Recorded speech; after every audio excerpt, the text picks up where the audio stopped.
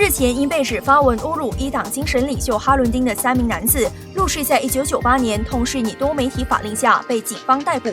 而全国总警长卡利更表示，在此法令下，警方无需逮捕令或者是搜查令就能进入嫌犯的住家搜查。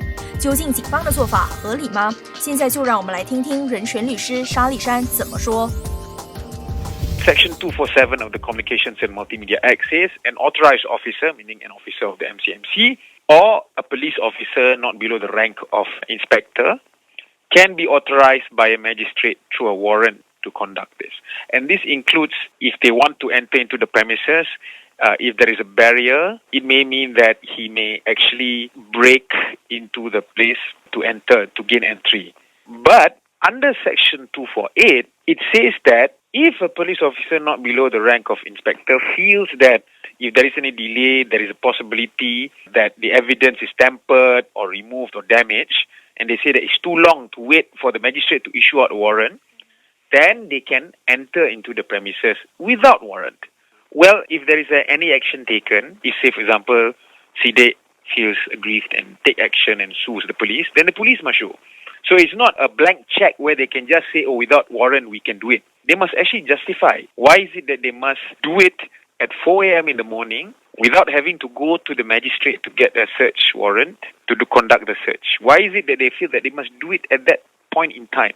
Of course, if no action is taken, then they don't have to explain to anyone.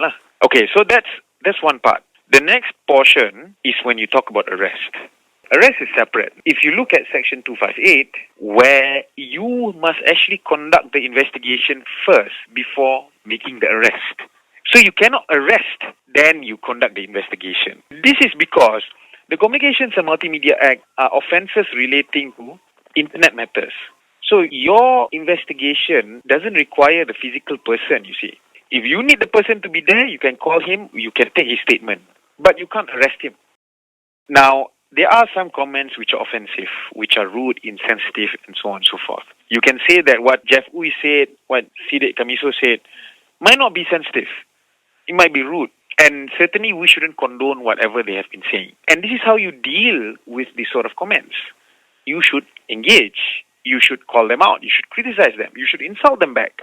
But you should not look at these as offenses. Because you do have freedom of speech, which includes freedom to be offensive, to say things which other people don't like. So in this case, I would say that no, people shouldn't censor themselves. People should, of course, be more discerning what they put, because we are living in a society. There are people who take offense, who might not be happy with what we say. There is between citizens and how we organize ourselves, what is decorum, what is ethics, what is manners, and so on and so forth. The state, the government, has no business trying to control manners, trying to decide what is sopan, what is adab, what is manners, and so on and so forth. Unless what is said is something which is threatens public order, for example. Or if there is an immediate danger to someone. For example, what Ali Tinju said when he made that threat against Maria Chin. Then the police should take action because there is a threat there. A clear threat to the well-being of Maria Chin. That's when the state should step in.